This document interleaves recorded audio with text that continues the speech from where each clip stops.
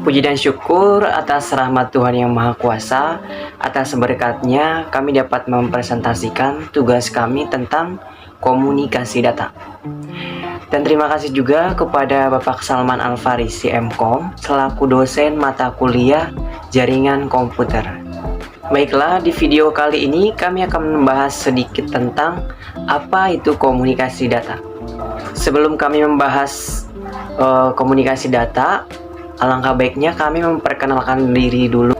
Nama saya sendiri Heri Priyanto Simangunsong, NPM saya 2021 4350 2106, kelas X3N untuk program studi Teknik Informatika.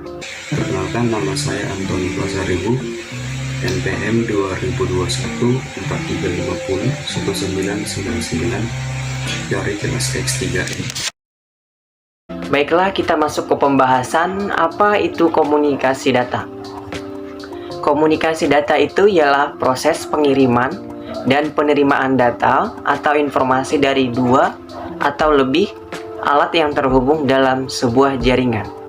Agar komunikasi data bisa terjadi, perangkat harus saling berkomunikasi atau saling terhubung menjadi sebuah bagian dari sistem komunikasi.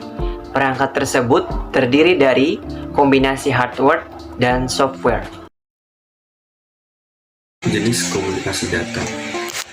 Jenis komunikasi data terestrial yakni jenis komunikasi data yang memakai media kabel sebagai akses, sehingga biaya yang diperlukan untuk pembangunan infrastruktur juga lumayan tinggi. Jenis komunikasi data satelit yakni komunikasi data yang memakai satelit sebagai aksesnya. Cakupan akses satelit ini jauh lebih luas dan bisa menjangkau lokasi-lokasi dan tidak memungkinkan untuk dibangun infrastruktur terestrial. Next, untuk sistem komunikasi data itu apa saja ya? Oke, untuk poin pertama yaitu point-to-point communication. Di sini dijelaskan untuk sistem komunikasi data yang informasi dari sumber hanya ditujukan kepada satu poin penerima saja. Contohnya fax, telepon, dan telegram. Oke, untuk poin kedua, multi communication. Di sini dijelaskan bahwa sistem komunikasi data yang informasi dari sumber ditujukan kepada beberapa poin penerima saja. Nah, misalnya jaringan dengan switch. Oke, untuk poin yang ketiga, broadcasting communication. Di sini untuk sistem komunikasi data menyebar, yaitu informasi yang diberikan sumber dapat diterima oleh semua poin yang terhubung tanpa terkecuali. Oke, pada jaringan komputer broadcast dibagi ke dalam 3 kategori. Yang pertama, broadcast domain, dan yang kedua, broadcast address, dan yang ketiga, broadcast storm. Oke, untuk broadcast domain yaitu seluruh perangkat yang dapat mengetahui sinyal dari perangkat jaringan tertentu yang ada pada satu segmen. Sedangkan broadcast address merupakan alamat berisikan bit 1 dan mampu mengirim alamat ke seluruh terminal yang terhubung pada jaringan tersebut. Oke, untuk broadcast storm atau loop, di sini kondisi ketika paket atau data yang dikirimkan hanya berputar di dalam jaringan karena adanya kesalahan desain pada jaringan.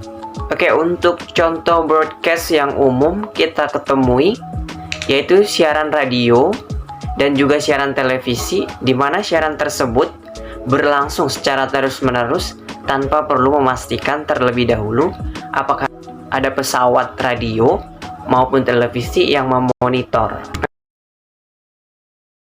Oke, next, untuk jenis-jenis media broadcast sendiri yaitu berupa media cetak, media elektronik, dan media online. Model komponen komunikasi data.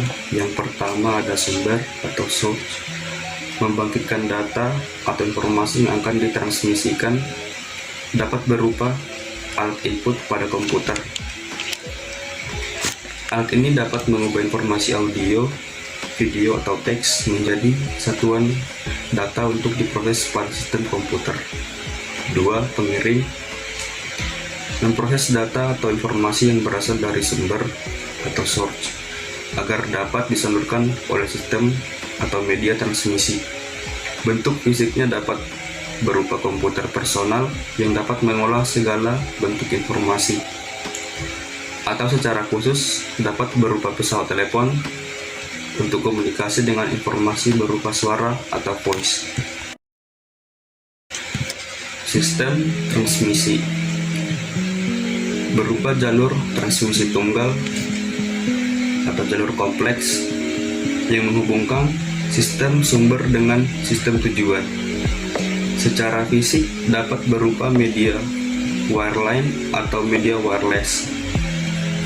Jalur transmisi tunggal maksudnya adalah antara perangkat pengirim dan penerima satu jenis media dalam satu segmen jaringan. Sedangkan maksud dari jalur kompleks adalah perangkat pengirim dan penerima dihubungkan oleh satu sistem. Penerima, alat untuk menerima sinyal dari sistem transmisi dan memproses menjadi informasi yang dapat ditangkap atau diproses oleh tujuan. Fisiknya dapat berupa komputer personal untuk fungsi informasi secara umum. Tujuannya untuk menangkap informasi yang dihasilkan oleh penerima. Informasi yang diterima oleh perangkat tujuan selanjutnya diubah menjadi jenis informasi yang sama dengan informasi yang dikirimkan. Software aplikasi digunakan untuk menjembatani informasi ini menuju pengguna jaringan komputer. Next, bentuk-bentuk komunikasi data.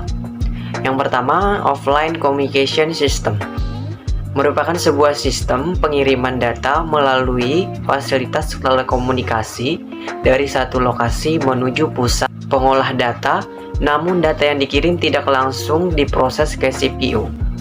Oke, ada beberapa peralatan yang dibutuhkan dalam komunikasi offline, yaitu yang pertama, terminal input-output yang dipakai untuk mengirim dan menerima data jarak jauh yang menggunakan fasilitas telekomunikasi, misalnya paper tape, disk drive. Oke, untuk jalur komunikasi, fasilitas telekomunikasi yang sering dipakai, contohnya telepon dan telegraf. Oke, untuk nextnya, modem merupakan suatu alat yang mengubah data dari sistem kode digital ke dalam kode analog atau sebaliknya. Oke, yang kedua, online communication system. Pada sistem ini, data dikirimkan lewat terminal komputer dapat langsung diproses oleh komputer pada saat kita membutuhkannya.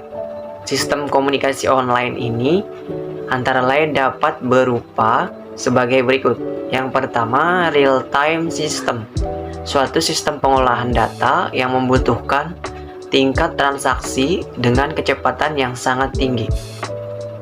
Yang kedua, batch processing, suatu teknik pengolahan data dengan cara menumpukkan data tersebut lebih dulu, lalu diatur pengelompokan datanya dalam suatu kelompok yang dinamakan batch. Oke, yang ketiga, time sharing system, teknik pemakaian atau penggunaan online system oleh beberapa user.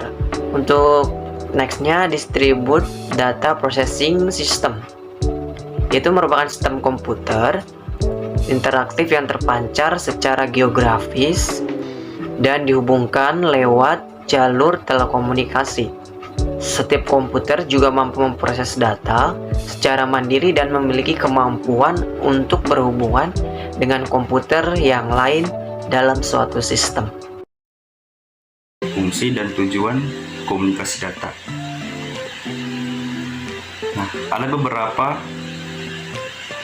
fungsi dan tujuannya, yaitu yang pertama, mengefisiensikan sebuah pengiriman data dalam jumlah yang besar tanpa suatu kesalahan. Yang kedua, memungkinkan penggunaan sistem komputer dan peralatan pendukung dari jarak jauh. Yang ketiga, bisa mendukung manajemen dalam hal kontrol karena memungkinkan penggunaan sistem komputer secara terpusat ataupun tersebar. Yang keempat, bisa digunakan untuk berkomunikasi bagi orang yang mempunyai lokasi geografi yang berlainan. Yang kelima, mampu menyebarkan informasi dengan cepat.